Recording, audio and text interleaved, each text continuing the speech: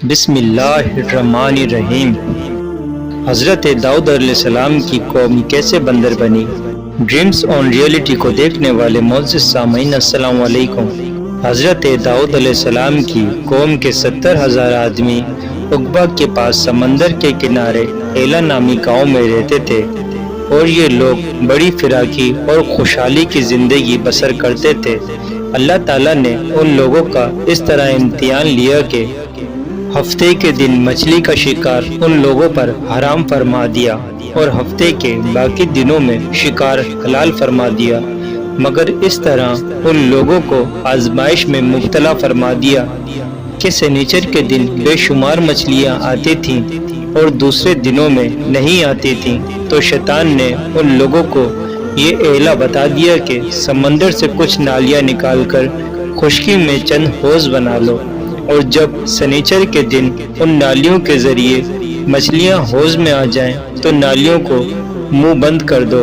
اس دن شکار نہ کرو، بلکہ دوسرے دن آسانی کے ساتھ ان مچھلیوں کو پکڑ لو۔ لوگوں کو یہ شیطانی ہیلا بازی پسند آ گئی، اور ان لوگوں نے یہ نہیں سوچا کہ جب مچھلیاں نالیوں اور حوضوں میں مقید ہو گئیں تو یہی ان کا شکار ہو گیا، تو سنیچر ہی کے دن شکار کرنا پایا گیا جو ان کے لیے حرام تھا۔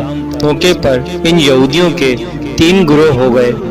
پہلا، کچھ لوگ ایسے تھے جو شکار کے اس شیطانی ہیلا سے منع کرتے رہے اور ناراض و بیزار ہو کر شکار سے باز رہے۔ دوسرا، اور کچھ لوگ اس کام کو دل سے برا جان کر خاموش رہے، دوسروں کو منع نہ کرتے تھے، بلکہ منع کرنے والوں سے یہ کہتے تھے کہ تم لوگ ایسی قوم کو کیوں نصیحت کرتے ہو جنہیں اللہ تعالیٰ ہلاک کرنے والا یا سخت سزا دینے والا ہے۔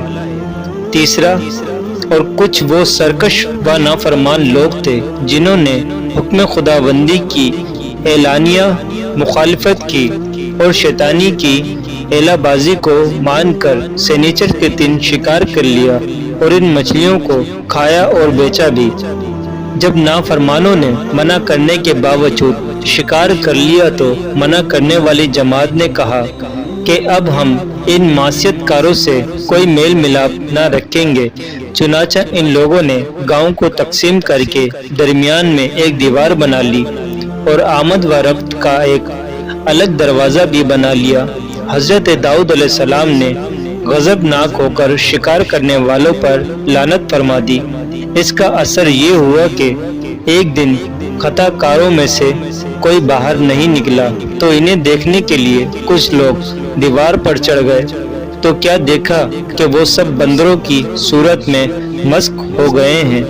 اب لوگ ان مجرموں کا دروازہ کھول کر اندر داخل ہوئے تو وہ بندر اپنے رشتہ داروں کو پہچانتے تھے اور ان کے پاس آ کر ان کے کپڑوں کو سونگتے تھے اور زاروں زار روتے تھے، مگر لوگ ان بندر بن جانے والوں کو نہیں پہچانتے تھے۔ ان بندر بن جانے والوں کی تعداد 12,000 تھی۔ یہ سب 3 دن تک زندہ رہے اور اس درمیان میں کچھ بھی کھا پی نہ سکے، بلکہ یوں ہی بھوکے پیاسے سب کے سب ہلاک ہو گئے۔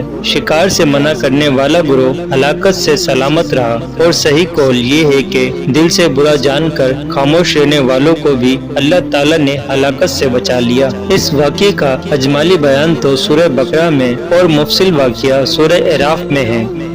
مزید نئی آنے والی ویڈیو کے لیے ہمارے چینل ڈریم آن ریئلٹی کو سبسکرائب لازمی کریں تاکہ ہماری نئی آنے والی ویڈیو آپ تک لازمی پہنچ سکے۔